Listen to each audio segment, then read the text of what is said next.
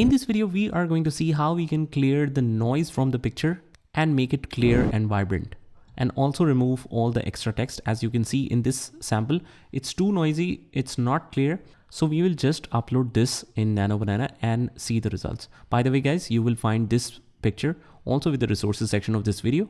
So let's go here. Now it's your choice if you want to start a new chat.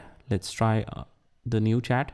Tools, I'm already set to create images. Let me just collapse this menu, upload the file, and here is our image. Now I'll just ask simply to remove the noise and make this image vibrant.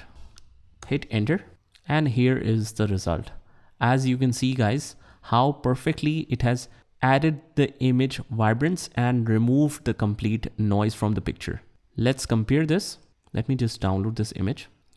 So as you can see, this is the picture that's before, and this one is the after.